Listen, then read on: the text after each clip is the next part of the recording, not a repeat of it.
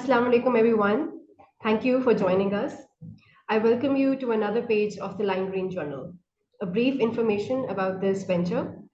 Lime Green Visual Art Space is excited to present a series of talks titled as the Lime Green Journal that tells stories of creative journeys, cultural and conceptual exchange, and artistic cross-fertilization, where we converse and explore the fascinating minds of creative people.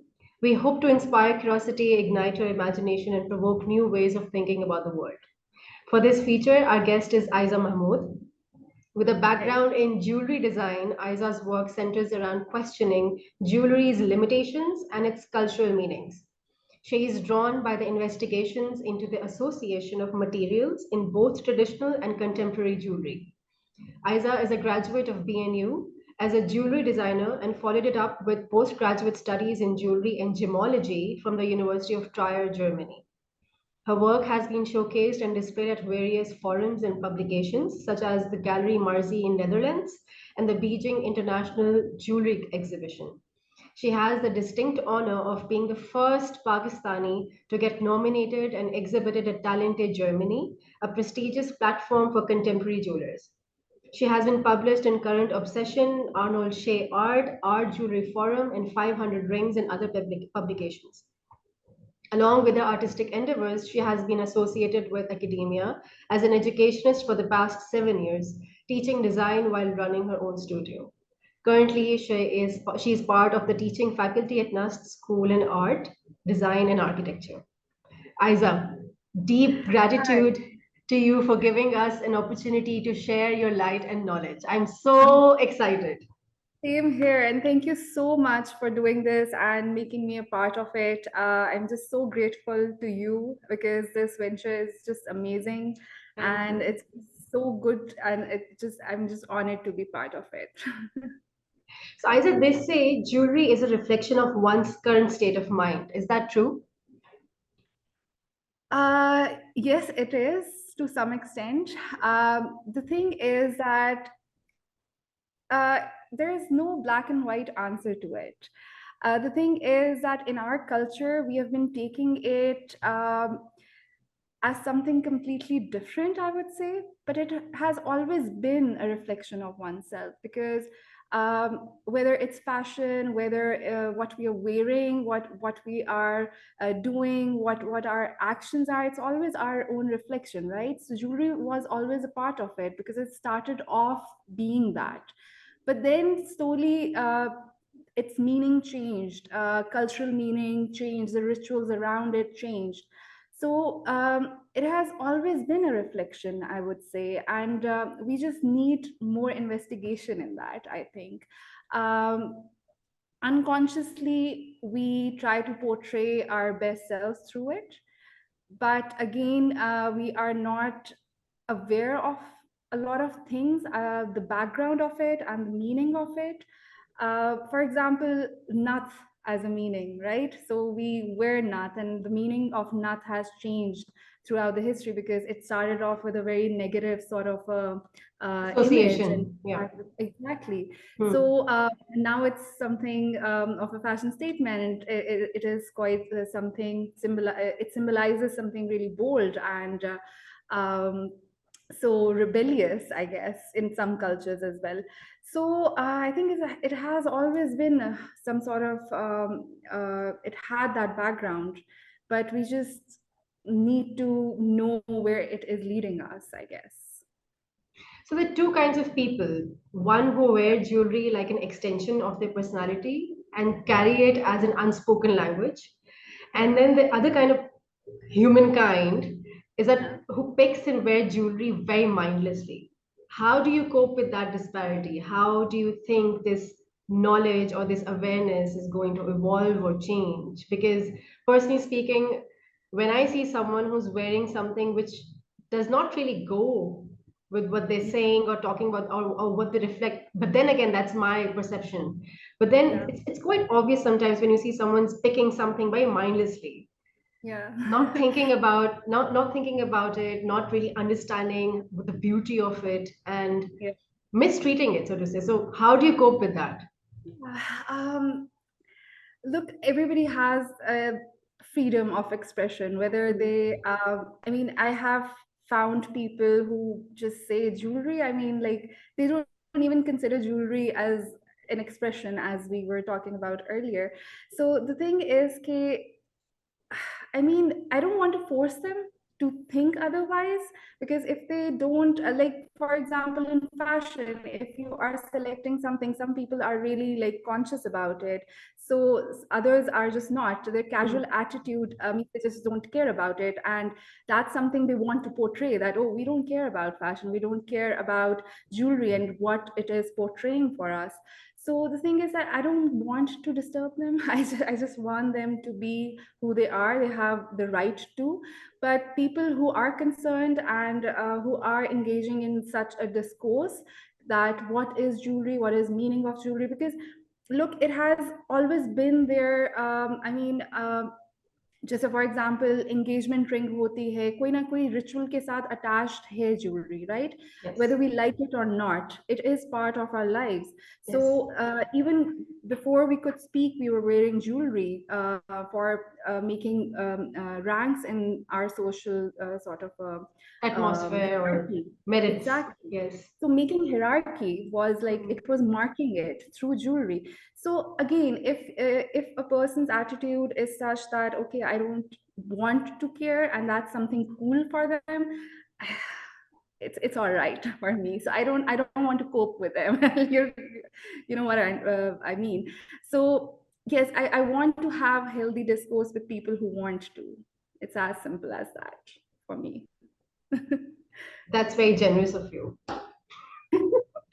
Another question. Do you feel like jewelry has a voice Yeah, to make a difference in cultural criticism? Or can it be used definitely. as a marker to say something about or have an opinion about? Because as we say, it's a visual form of expression. It's a Yes. physical form of expression. So how important is this genre, this domain, this creativity in the realm Hmm. of cultural criticism? Hmm. Here, again, I think that it is, for example, I'll just give you an example. Mm-hmm. So, if we see our female politicians, for example, okay, Mm. if we, I mean, there is a whole collection about Merkel, the Prime Minister of Germany, right? So she wears these brooches Brooches. that, Yes. exactly, they stand out, they are saying something, right? Mm. It's not just she's not just picking up pieces that look nice on her dress. It is saying much more. So the thing is that it has that effect on people. And when you, again, in Europe, this is already happening, the change is happening. Mm-hmm. But in Pakistan, unfortunately, we have to get out of our traditional mindset and a preconceived notion about jewelry, because it is much more than that. And it has, they don't realize, because in our culture, its meaning has been so strongly embedded into our lives. And for example, we wear jewelry, certain amount of jewelry or gold when we are getting married or something like that. So Mm. these symbols and these symbols are already there, and they are communicating something, right? Yes. So the thing is that we need to go beyond that to change something within our societies and within our mindsets, to bring it forward, bring the meaning forward. So I have experienced that in Europe, that they are saying much more than just, the traditional जो इसकी जितनी भी meanings थे इसके साथ attach हुए थे, they are bringing it forward and taking it, actually उसका advantage ले रहे हैं, right? कि एक visual चीज है and we are going to portray it to bring that change, right? So for example, um, if I protest jewelry is something quite in these days, right? So we Mm. are wearing different badges, we are wearing different anklets and bracelets to showcase something, that we support something, we support a system, we support a belief, right? So I guess it is very, very important in that sense. It has actually become a very strong element of activism because when Exactly. people they customize their jewelry, even they create jewelry out of cloth and they put them around their body, And I think it's a very serious form that should be given more importance. And it all comes down to the creative process, how it has evolved, how jewelry itself as an entity, I feel like it also has a soul. When we Yeah, say her creativity का एक genre होता है, एक किस्म होती है, एक form होती है, I think उसका एक soul होता है. So like for instance in our visual arts we say, in fine arts we see painting की अपनी एक feel है, drawing की अपनी एक essence है. Similarly in बिल्कुल. jewelry I feel like there's a very strong soulful connection. So in your creative process, what aspect charges you the most? Okay, so as a kid, I've always been fascinated by metal, right? So I Mm-hmm. never wanted to be a jeweler, by the way, right? So I never liked the idea of gold. I hated shiny things. I always played with broken pieces of pot, or, I hated these plastic Barbies and plastic doll houses. I was Mm-hmm. always such a kid that I was involved in. कुछ भी टूटता था वो मेरे play area में आ जाता था, because I was just like mixing and matching and Engineering it. exactly with it. So metal has and other materials now in the they have come up on my list. I just love working with my hands and connecting with the material and its soul, because for me, I need to respect it. I need to take Yes. it to an extent that it means something. So I always had a purpose. Whenever I am building something, there needs to be a purpose. I cannot just build it for the sake of an aesthetic appeal or something like that. It needs a purpose. That Mm-hmm. why am I, for example, my work is made in iron. I work in iron and uncut gems. So jewelry and iron never went together ever, but iron is my first love. So finding its core, because it talks to me, because it's such a hard material, that I Mm-hmm. love this back and forth sort of an experimentation, where I tell it to do something else and it backfires, and it tells me, okay, I'm a stubborn metal. So I never loved working with silver or softer metals like gold. So Mm-hmm. my spark, like, it makes me feel full of passion when I am with my material. I can sit days with a single material, a single piece of a chunk of metal, Mm-hmm. because I just want to understand it, and I believe in energies as well. Yes. So I Gems just come with like, that. sorry. Gems do come with a lot of energies. Yes, so I do believe in that. So, I mean, I just sit with them. I will sound mad, but I communicate with That's them. absolutely wonderful. That's we should normalize that. Yeah, Yeah. because I think respecting something that when you have a blank paper and you're sketching, we just mindlessly start sketching. There needs to be some sort of a respect for that process as well. So we Yes. slow down, we focus, and we bring our souls to it, right? So there, Yes. there needs to be this back and forth communication involved in that process, I think. Mm-hmm. So, in your process, what is the Yeah. nature of your creative process? Is it super solitary? Is it collaborative? Do you work with people around you? Do you work in loud environments? Um, What is it Okay, like? so I've always been a restless soul, I think. So I don't have a ritual or any set process. I Mm-hmm. just go with the flow, because my feelings should be the one guiding me, right? So my process can start with a small doodle on a page, or it can be an activity. For example, when I went for my postgrad from Germany, I was completely lost because of I was alone there. There was cultural shock, and there was this transition period happening. I just couldn't. I just couldn't make anything. I couldn't even start drawing. I just Mm-hmm. couldn't start with anything basic, and what I felt was that I'm just not in the right place, and that was when I just started pushing myself just to do something, right? Just to start with something. I was not just comfortable with drawing at that moment. So what I did was that I just started writing my name on different pieces of paper and started just dropping it around the town. It was a small mining town where I was living. So I just started, just throwing my name everywhere.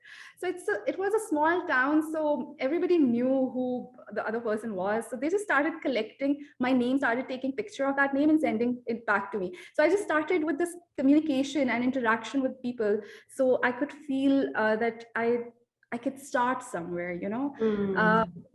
because I was feeling that I was on a vacation because I will go back. This was my feeling, and I was just not comfortable at that point. So after that, there was a small forest at the back of my school. So I just started making a structure around me.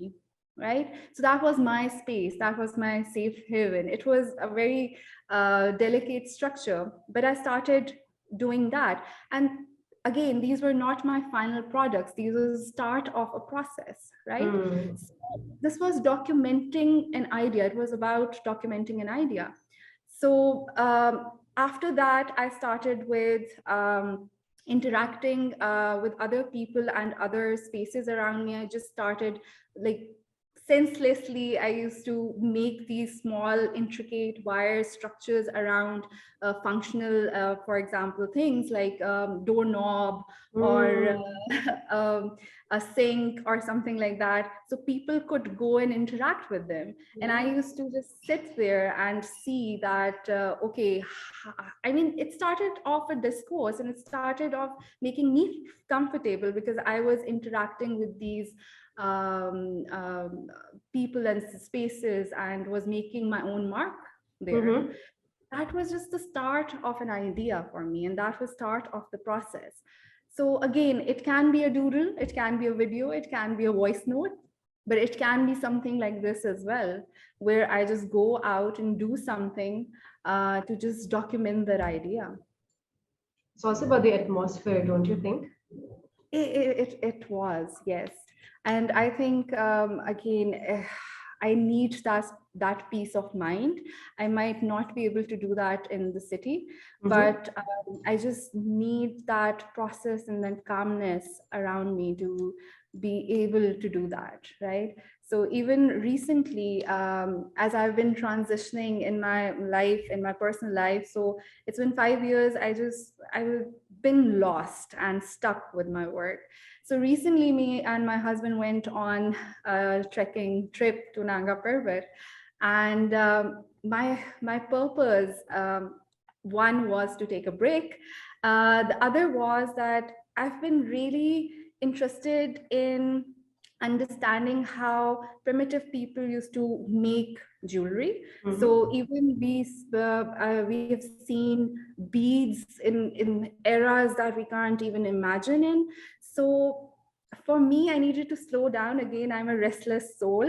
So I'm doing this and that and everything else. So for slowing things down, I came up with an idea that I should go to these different places like Deosai and Nanga Parbat Base Camp and all these places. I used to find these rocks or stones, Mm-hmm. and I used to make my own tools, really Oh. primitive. And I just sat for days just to like not drill one hole in a river stone, for example, and making something out of it. So again, it's not a final product or anything, but that calmness, I needed to focus, and it made me humble as well, that it took so much time to drill one hole. And now we are just so impatient about everything that we are just drilling holes in like a few seconds, and that's it. So we are not respecting the process again, right? So it's a big deal for me. So I just started slowing down things. So it took me days to drill like one hole from my own like, invention of some sort of a tool. So the whole trip, I just did one hole in one stone, but it just made me realize so many things about myself, and it just slowed me down. Again, you can't see that as a final product, but it was the state of my mind, it was the calmness of the place. And because I can't deal with the pressures of the city and the Mhm. routine. So I need that state of mind, I need that calmness to be able to pursue my ideas. Do you have a set creative methodology of bringing that calm around you wherever you are? Because if you're living in the city, if you're living in an Hmm. urban setting, how do you function and live where there's constant flux and constant movement and noise around you? What do you do? Okay, so again, I have been struggling with it a little bit, Mm-hmm. but in past, that sort of a constant change was how I thrived. It was some sort of a challenge for me, Mm-hmm. and I always used to. I was always a rebel, and I used to do everything opposite of what I was told to do. So it was a great challenge for me to make my own, haven of some sort where I could sit and where I could just reflect and just do my own thing. But yes, lately it has been a difficult sort of thing for me to go on with that sort of energy. I think it depends on city to city as well for me. Mm-hmm. Um, I was in Lahore and I had this energy. I had this like different energy with Lahore, and I knew where to find those spots where I could Mm-hmm. sit and where I could reflect and where I could be calm in state of calm, Yeah. peace. But since I moved to Islamabad, I just am spending time in the city to just understand this city, I think. So it has taken a bit of a halt right now. But yeah, I am trying it. And I'm trying to find those spots, and I'm just trying because space is really important for me, I think. Yes.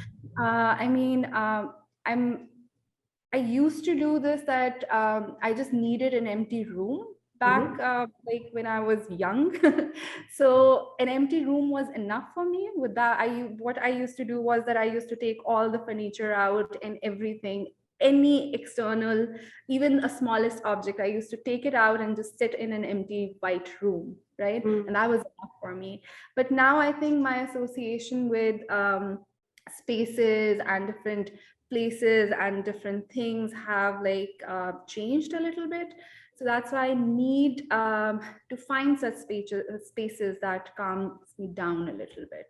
Mm-hmm. So yes, it has been a transition of some But during sort. that transition, it has been cathartic for you, right? Yes, definitely. I think again, you don't realize that it's happening, and uh, it's but I think it has to some extent. I'm Mm-hmm. still going through it, so I can't be really like sure about it.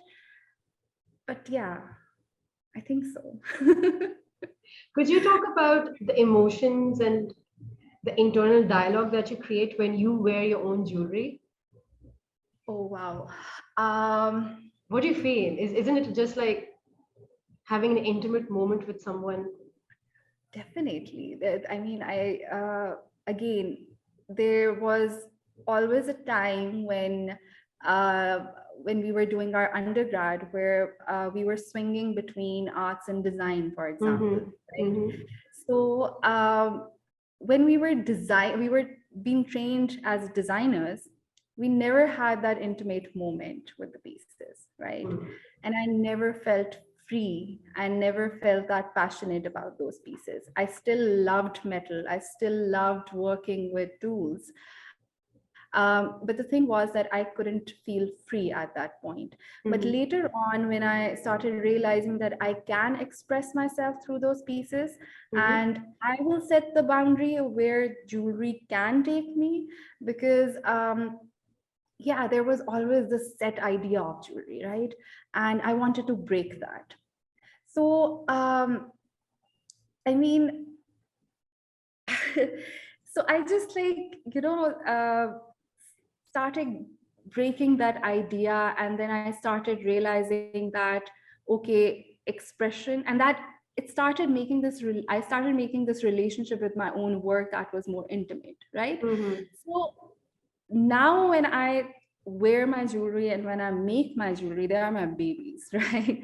So because I have spent so much time, I don't give myself any deadline that I will make this piece in a month or so. It can take a year, it can take 2 years, because I want that process to be that intimate, and that I mean, there should be some understanding. So when I wear my pieces, one thing I I decide that few pieces I won't be wearing and some I will. I choose those pieces because I know which pieces will go to galleries and will go to different places.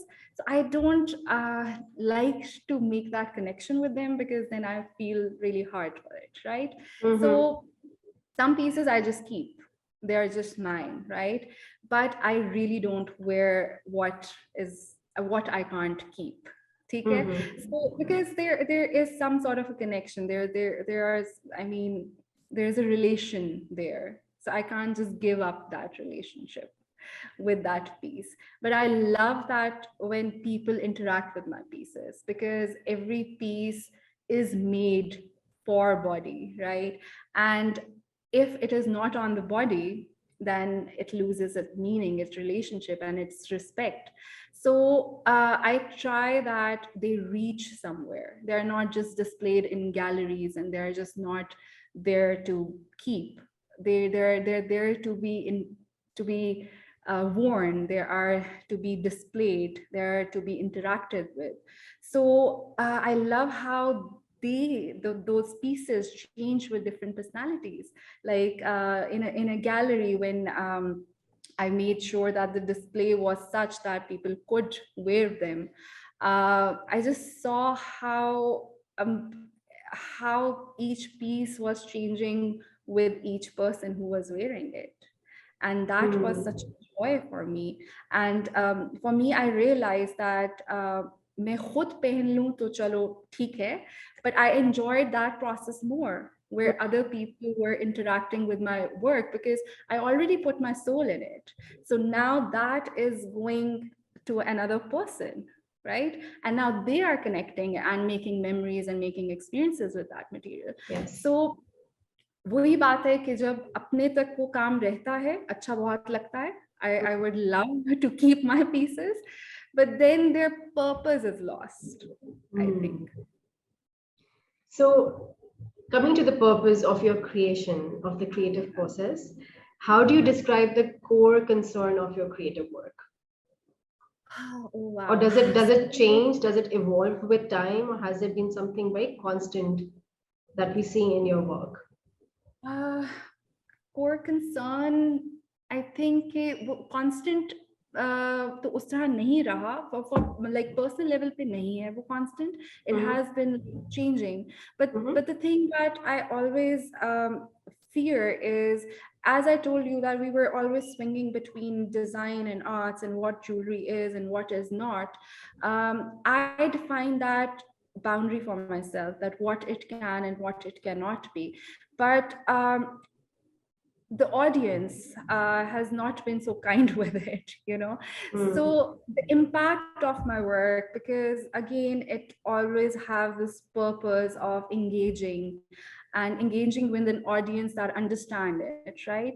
So that has been lacking a lot, because if we say that we are designers, we are not taken as designers, because we are not making with all, I mean, making jewelry with all these traditional techniques and traditional materials. We have a discourse with that, and people don't like that. But when we go towards a little bit of arts, jewelry was never art. You know, it was always craft. So this is my core concern, that how do I manage that? How do I go beyond that, and how do I communicate with people? So yeah, I think that is the biggest fear and concern for me. For these concerns in your work, what are your influences? Are there any certain figures, icons, subjects, movements that inspire your work that you've always hooked on to? You always revisit them, learn and unlearn, and then relearn, and then incorporate those ideas in your work, or inform your method or your creative process with it? Yeah, I think that again, there have always been people around me. They've Mm. always been my friends and my family and my instructors and people I met for 2 minutes, maybe, you know. Yeah. So I was never a person who was into, I mean, I have seen all the fancy museums and galleries and all the works of maestros of and different movements and different, you know, things, but I never could connect with them. I used to love, I mentally, I could understand what is happening, Yeah. you know, and but I, my soul, like the, you know, the core and the thing that you could connect with, I could Mhm. never do that. And the moments, for example, when I was a kid, I used to go to different factories with my dad. So for me, I could just sit there for hours and look at a person working and the sound of hammering, maybe, or some sort of a mechanics going on. And I could just, you know, it was like a puzzle to me. So again, I think that these daily stories and these daily moments and people around me really influence me rather than some, I mean, yes, obviously there are my, like there are artists and designers that I really look up to, but again, they're not real for me. So could They are there, but for me, the connection is everything. Mhm. So talking about your creative process and things that give detachment to you, or they allow you to attach yourself with something that activates your senses, could you talk about any reflection of time or mood of the culture that you felt resonated the most with you? Okay, And it doesn't so necessarily have to be about you having lived in those times or in that culture. It could be any yeah. era, it could be any background. Hmm. So I always was fascinated by, again, being a Lahori. I'm just, I'm just stuck with its history and its charm and its everything. So the thing is that I was always like, I always used to imagine that I am in this previous time where my grandparents were alive in that inner city, because we belong to the older part of city of Lahore, and I was born there. I was 6 when we moved to newer parts of Lahore, and I always felt this disconnect where my Mm. siblings were talking about these amazing, you know, experiences with in the walled city, and I just couldn't, you know, I had these broken memories. So I mean, still, I before all this becoming very touristic, we used to live behind Delhi Gate, right, where Wazir Khan Mosque was. So I mean, now it has become very touristic. I think that it is losing its charm because it is. I mean, people are coming who just don't understand the essence of that place, and they don't respect it either.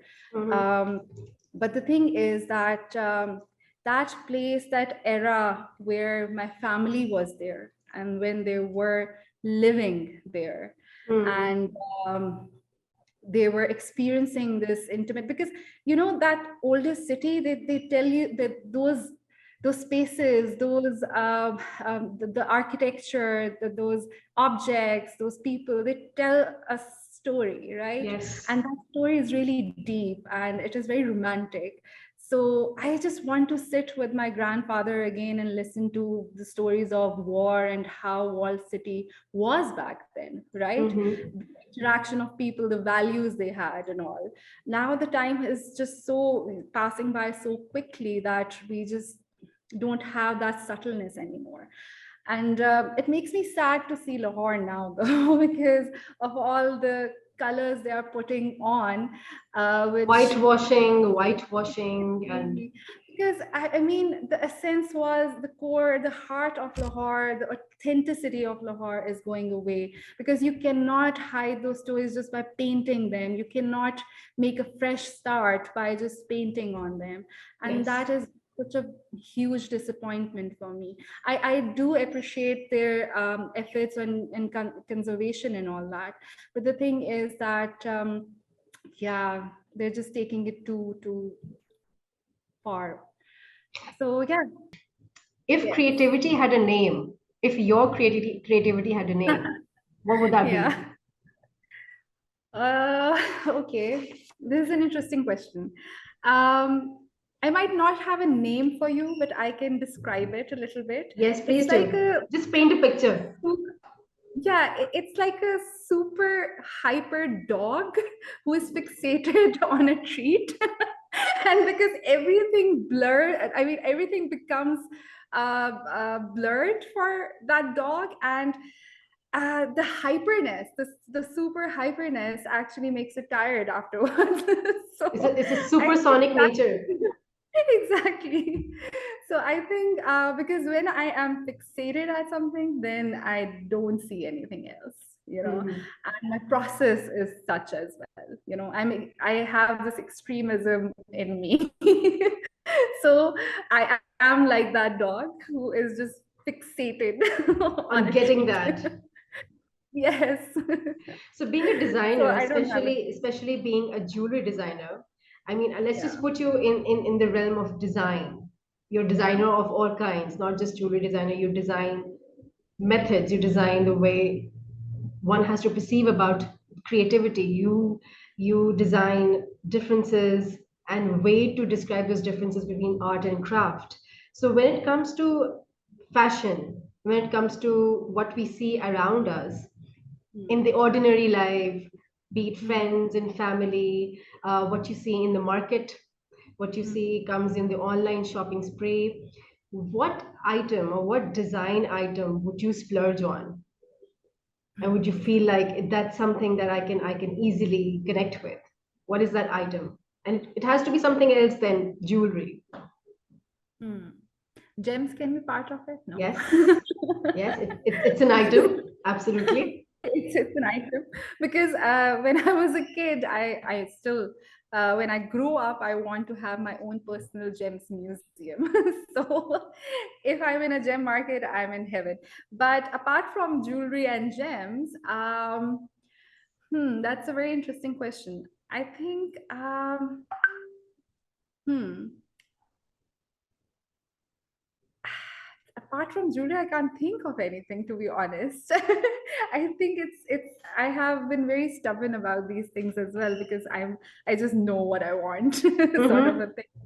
So I would go crazy on gems, not even jewelry, I would say. You know, I would not like I never enjoyed shopping for jewelry. I hate going to a jeweler, and that's a conflict, that's madness. But I hated wearing jewelry as well. So I won't say hate, but it's such a strong word, but I just dislike it. Mm-hmm. So I think gems for sure, for The sure. raw uncut gems. Raw uncut gems, yes. Because whenever I'm in northern parts of Pakistan, I just go mad. Or Mm-hmm. tools as well, because there's a funny story. Please share. Me and my husband went to Peshawar, Mm-hmm. and we were at this Karkhano market where you find cheap crockery and Yes. amazing stuff. So my husband was just like walking around, and he couldn't see me.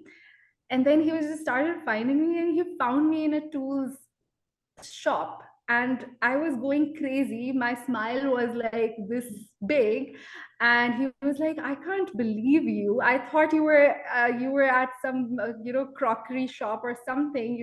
You would be, but I just found you at a tool store, and you were just like drill pakdi hui aur uske sath khel rahi hu. And I just had a huge smile ke, oh look, I mean, it's just so cheap and so amazing. Let's get it.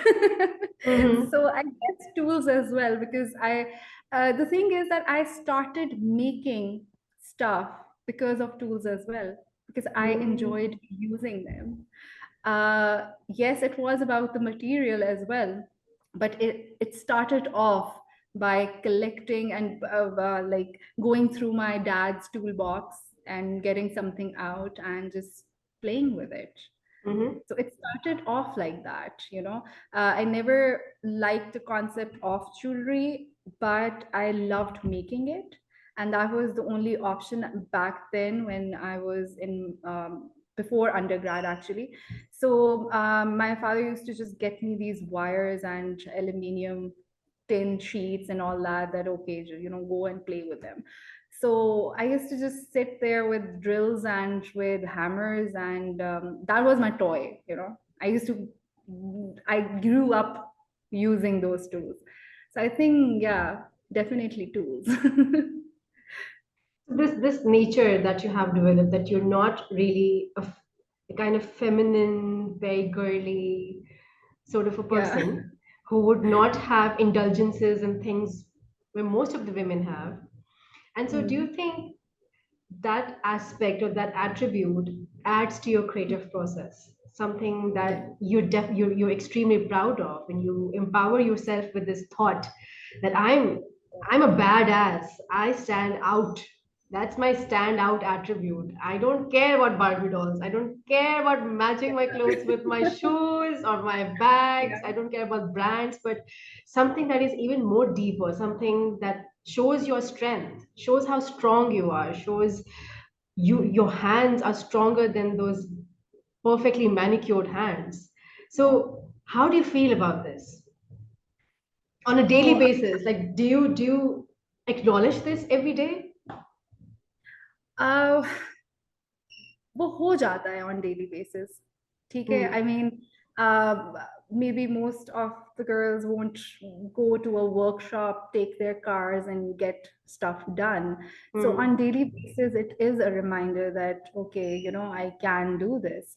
And the amazing part is, and I really, really, really give credit to my dad, because he never let me, he never like pushed me to be somebody else that I never Hmm. wanted to be, right? So I have an elder sister who is still like feminine and all that. She likes to do things, and I was completely opposite to that, because I was the youngest one. So I used to tag along with my dad a lot to Bilalganj and Androon Sheher and Rang Mahal to get all his, because he is an engineer and he loves his tools as well. So I get it from him. I think that's But in the he never, DNA. I think that's the DNA it also. is, it is definitely. And he loves my process. He encourages me as well. So I still remember this really hard time, but I really appreciate that it happened, because it taught me a lot. That I was like, I think 11 or 12 maybe. So I was just sitting cross-legged on the floor, and I was just drilling something on a piece of metal, and that metal piece was on my leg. So I drilled a hole through and my skin, and my I just started like, I was in a shock that what happened. And my dad came and he was like, you can't just, you have to be brave about it. If you have to work with this will happen, so it is okay, this is normal, right? Hmm. So I mean, that really changed me a lot. That, okay, if I started crying, and I'll just go to my mother, and she will tell me not to do it again. Hmm. I So that really changed me, that he just said that it's okay. It is something very normal. It happens when you do such things. So you have Hmm. to be careful when you deal with tools as such. So I think uh, that made me realize that I can do everything actually. I'm not restricted कि भाई ये कर सकते हैं, तुम ये नहीं कर सकती. ये Hmm. वाला attitude, Yeah. it never was. I think I never had to experience that within my family. Definitely outside in the society, I had to. I mean, I had such situations where I had to. Uh, yeah, it Step was back. difficult time. Not exactly that, but it was just difficult situations that people were, not giving it easy. They were not taking it easy on me. But the thing Hmm. is that within the family, I was the first female in the family who went abroad to do my degree alone. So he always gave me that power that, yes, you can do everything, whatever you want. It's really privileged to have a father like that. And you Yes, should I'm. definitely feel that honor. You should feel that blessing every day, because these are the teachings. He's the best audience, like as you said, Yes, and he has yes, actually, in my opinion, he's actually informed your creative process and how to deal with it, definitely. and Yes, yes. areas where you excel, areas where you lack. They all come But from the earlier teachings. So I would yes, really like to ask you, which area of your creative process do you lack the most and you're constantly improving? mm. Well, because I think there are two things. One is definitely the motivation because it gets just subdued within the daily routine, and I just Mhm. get distracted by all that is happening and the normal chores and the job and everything. So the constant reminder that I am more than that, Mhm. and uh, coming back to being myself and in, uh, to just let myself be in that process or just fight for that process, that Mhm. the creativity. So उसमें होता है I think I just want, it has been struggle. I'm being emotional about it a little bit because it Mhm. has really difficult for me to hold on to it, I guess. So motivation definitely, balance, how to balance the reality of life and being lost in my work. So this has been tough. I think I was good at it, but I just need to. I'm just lacking it right now, and I think that I really need to work on it more, Mhm. and I need to prioritize it, I think. So, in your process and in your practice, what emotions and responses do you hope to create to your audience with your work, or the way you think about your work? Okay, so first of all, as I said, the interaction part, right? Mhm. So they should be interacting with my pieces, and they should feel free however they want to interact. If I made for example, a necklace, and Mhm. if they don't want to wear around their neck, and if they want to be creative with it, go ahead, do it, right? So I want that engagement and the feeling that, because I've been working with nostalgia a lot because my materials are raw and that they have this quality of nostalgia, And and they I age have with time. They're beautiful because they age with time. Their exactly. complexion changes with time. It's Exactly. amazing. Then I let the material be. Hmm. For example, again, I work with iron, so I just let it rust the way it wants to, and it changes color, it changes its form sometimes. Again, same case is with gems as well. So the softer gems, they might have a crack after some months, right? So I just let that be because again, it is, for me it is respecting the material, right? So I just want my audience to feel those those stories, that soul of the material itself, Hmm. because time is an important aspect in my work as well, because it, as you said, it ages. So I know that if it has rust, it was made at a certain time, and it has been to certain spaces and to certain people. So I think that they should be able to, they should feel that nostalgia, they should feel that, not should, again, should is a very, hard forced thing, but I would like them to feel that connection with it. Definitely emotions, they change, some might feel, because again, nostalgia is such a thing that you can't just define that it'll make you feel a certain way. So a certain, they can just see and feel sad, or they can feel happy, they feel, but they should just feel connected. Hmm. Whatever emotion, they just should feel connected. They should feel that it belongs to them. Yeah. And how do you realize that your contributions in this industry of design, specifically jewelry design, when it comes to talking about spirituality and soul of the jewelry design. Yeah. How do you realize that it would be beneficial for yourself? The Hmm. contributions that you give, whatever you do, even a small whole in a very organic element, how is it so beneficial to yourself? Um, it is as much as I am molding it, it is molding me as well, right? So Hmm. when I'm growing with it, I'm growing not just the age factor, but otherwise as well, because I am learning on daily basis. अगर मैं iron के साथ काम कर रही हूँ या किसी जेम के साथ काम कर रही हूँ and I'm just spending days with it, that means we are growing together. Yeah. So I think that it, yeah, I am who I am because of all these processes, right? Some major, some minor, but they changed me because they actually because they make me understand myself a lot.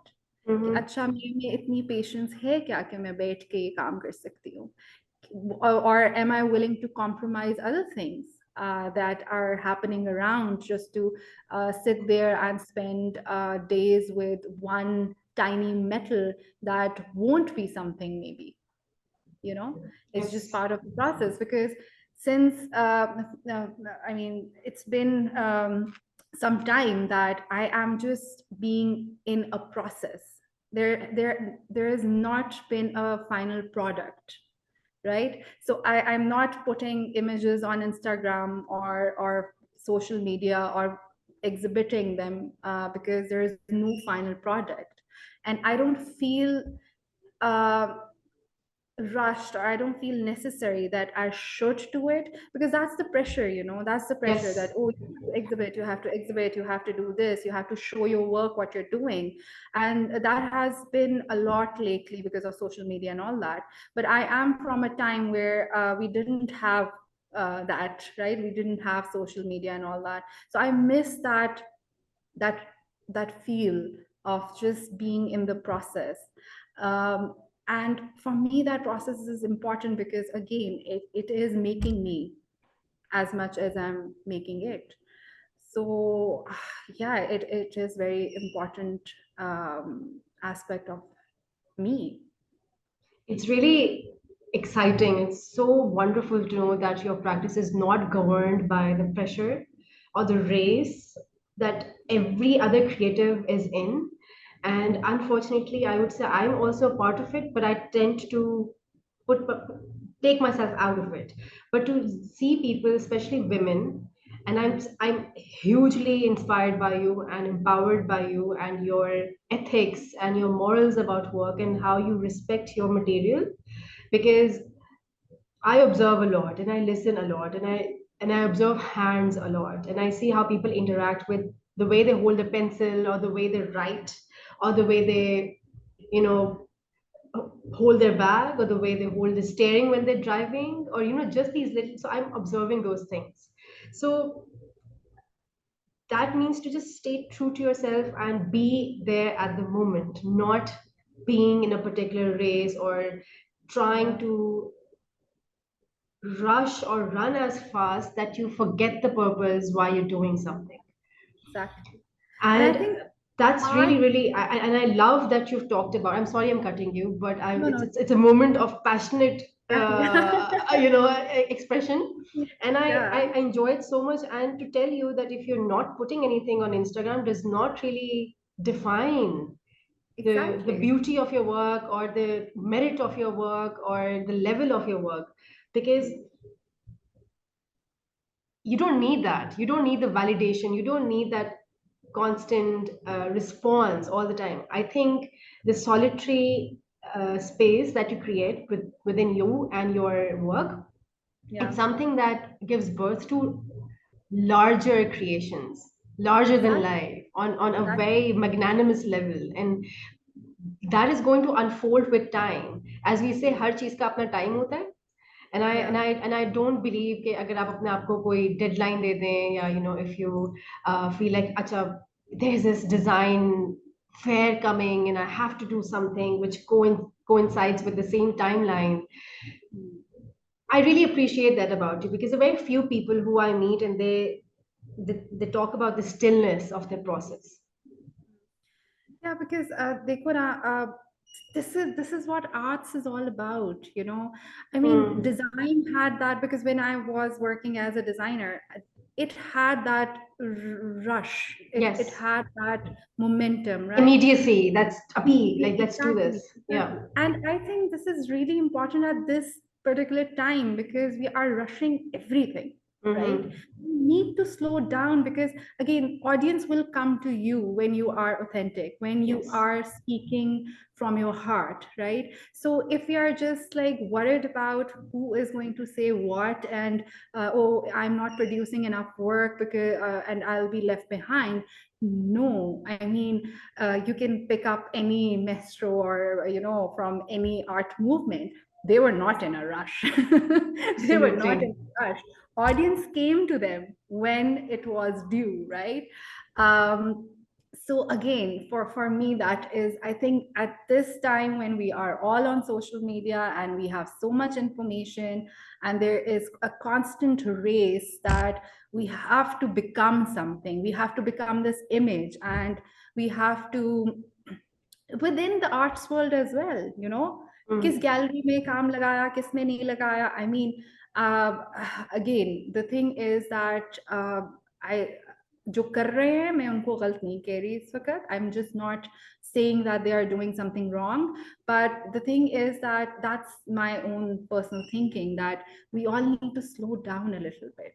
Absolutely. Everything is rushing. I can't spend time with in a gallery with some work and appreciate it or connect with it because every other day there is something new coming in, and Mm. that information is just rushing through my mind and my body because I just cannot be still with that work. So I mean, I used to do this a lot, that when I was doing my postgrad, that I used to pick one work in some museum, and I used to go every day and sit in front of that work.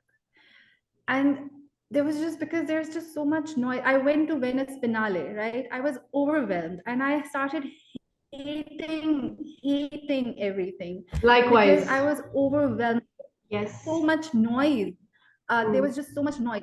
I felt privileged as well. I'm not just being an ungrateful person Mm-hmm. here, but there was just too much noise for me. So I just selected one work. I just spent time with it, just again to slow down things because मुझसे वो चीजें नहीं पकड़ी जाती हैं. I need that stillness. Yeah, everything is just rushing. And I think that हमारे processes के अंदर, because I work with 3D printers and 3D CAD cams as well, so I just can't feel connected with them. It is like a consumerism वाली चीज हो रही है, mass production हुई जा रही है. You Mm. can't connect with these things. You just use them and you abuse them and you just throw them, right? Yes. So if you want to feel human, you need to connect. Mm. And if you want to connect, you need to spend time. It's as such like you're building a relationship with another human being. If you are just being you're just spending 5 minutes with that human, and you are Swipe hoping left. for, exactly, if you're hoping for a relationship, a healthy one, and a trustworthy one, or etc etc, you cannot. It's Absolutely. impossible. So it's not just with that, it's just with objects and with everything that we are experiencing as well. Mhm. And it is changing us as humans as well. We are not patient enough anymore. That's unfortunate, but I hope this is normalized. I hope this is propagated and it is encouraged in people to just be still and Yeah. be quiet for some time. That is Yes. really important.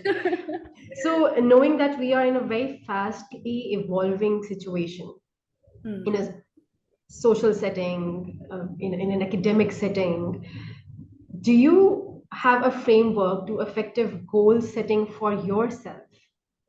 Hmm. where you are easily adjusted. Like, I know you're not a high maintenance person. Hmm. You are you are able to be molded anywhere. We can put you in any setting and you would enjoy it. You would love it with your zen and calm mode.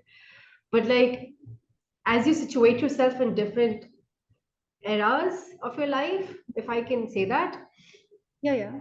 is has there been an effective goal setting framework or like a formula that you have embedded in your mind that you carry with you if you want to achieve something? And over here we're not talking about reaching to the end goal or creating that final product. It's Yeah, about having that effective process, that yeah, memorable process, something that stays with you, because that's all that matters, to be yeah, honest. yeah. So could you talk about that, please?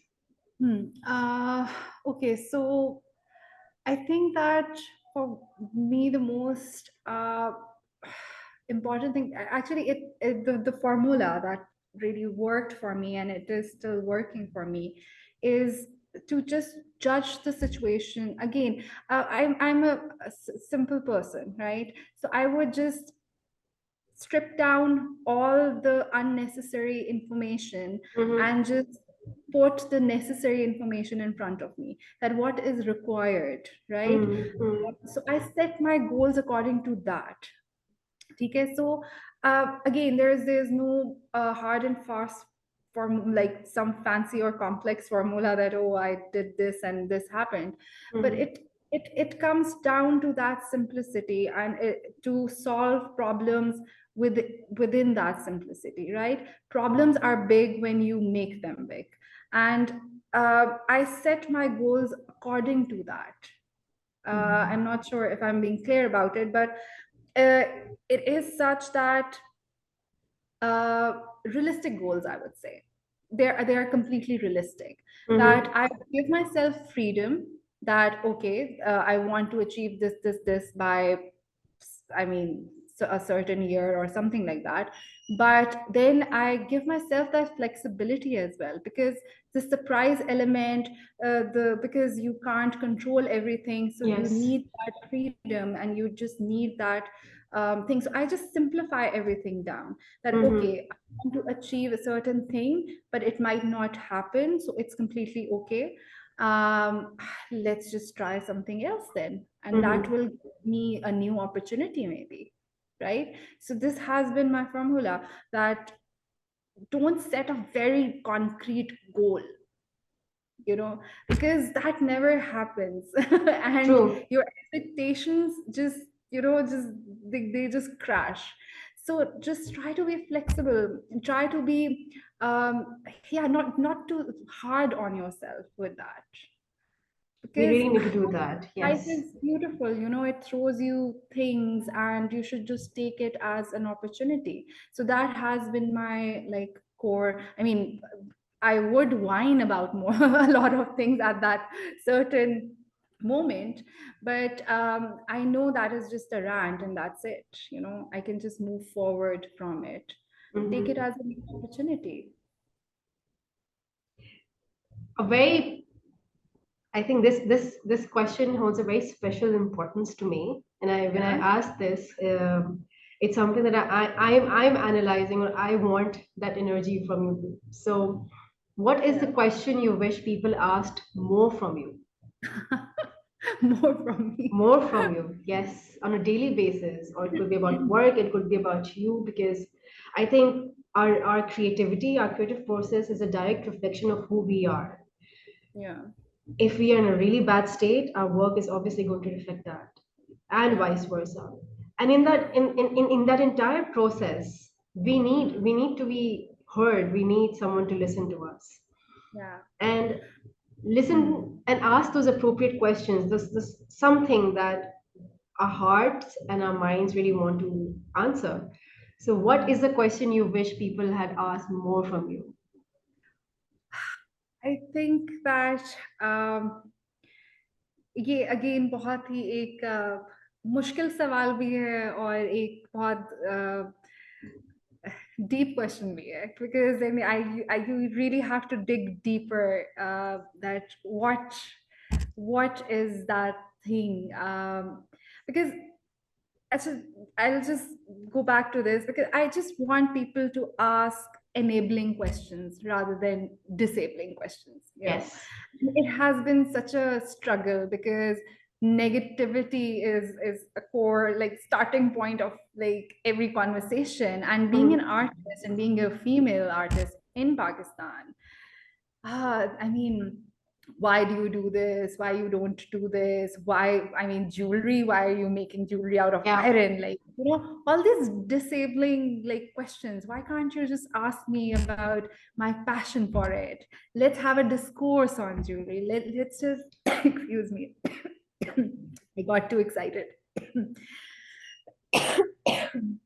So I just want them to ask me what is my passion, what are my aims, what do I want to change, how I want to make a change in this society, because as females nobody asks us that. Yes. And that is really sad for me because Mm-hmm. we can make a big change. And again, ये कोई बहुत कोई वो speech नहीं है, but the thing is that as women it has been a struggle for us in Still Pakistan. is. Yes. Still is, right? So just ask us. I mean, ये मत कहें कि आप ये काम कर रहे हैं तो ये नहीं हो सकता, या आप गलत कर रहे हैं, या आपको करना नहीं चाहिए. एक अच्छी बात ये थी कि as a women I was, I mean, ये एक अच्छी बात थी कि मेरे पे वो प्रेशर नहीं था कि I have to become an engineer और डॉक्टर और something like that because I am a man. it was like beneficial for me that they said, oh, she's a girl, ये तो लड़की है, इसकी शादी होनी है, स्पार्ट्स में भेज दो, right? Mm-hmm. So that started off with a negative sort of a, it had a negative start as well. Yes. But the good part was that I wanted to be in arts, right? I wanted to do that. I was a creative person. So, but all these comments and these disabling questions, they just need to stop doing that. They should ask us, how do we want to change the world? That's so true. And I hope and I pray that we also initiate these questions more after having this conversation. That's this with this amazing knowledge and amazing answer, it takes brings me to the last question. Yes. And that is, if I ask you to give three positive affirmations to yourself, what would they be? Okay. The first one, Islamabad is not as scary as I think it is. In like, context to my needs as an artist, I will I will find a way around the problem it throws me. And we have discussed this so often that, Yes. you know um so I'm still like, this is something that I tell myself daily, that it's going to be okay. It's just that we have to spend more time here. We have to Mm-hmm. make an effort for the city as well, because again, if nobody else initiated something, we should. And that's why I appreciate you so much, because you're doing this, you and your husband Soban, you guys are doing a great job, I think. Thank you. You are giving us a platform to show something, to express ourselves, and I love that. Thank you. So yes, number one was that.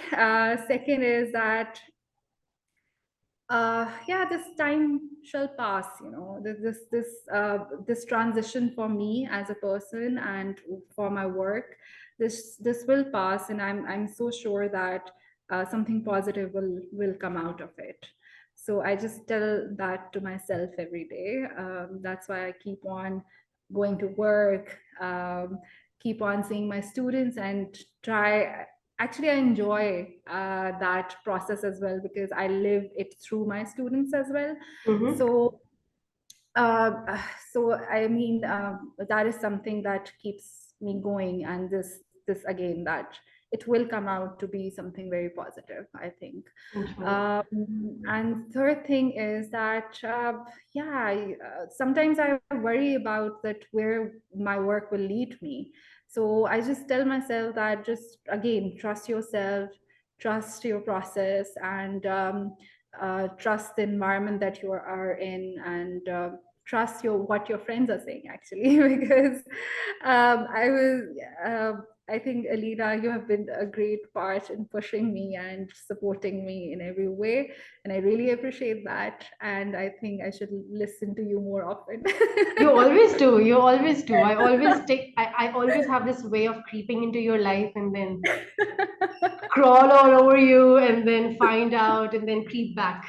So it's been an honor. Thank you so much. I hope you have So much enjoyed. for inviting me. I loved it. This is something which is going to stay with me forever, and we will be uploading this soon. And I hope you revisit this for yourself. If you ever find yourself in a situation where you are doubting yourself or your practice, please watch this interview, watch I this will talk, and I definitely. hope it brings joy to you and warmth to you as much as it has done to me and to whoever is listening. It did, Thank you definitely. so much. Thank you so much, Alina, for inviting me. It has been a pleasure. It has been a great push for me as well. And I mean, yeah, I just can't explain the feeling. I'm just so excited and that we did this. Thank you I'm so much. passionate about it. So Thank thank you. you. Wishing you all the best. Thank you. You too. For Thank you, your wins. everyone who has tuned in. Thank you very much for your patience and for your time. With that, Khudafis. Hafiz.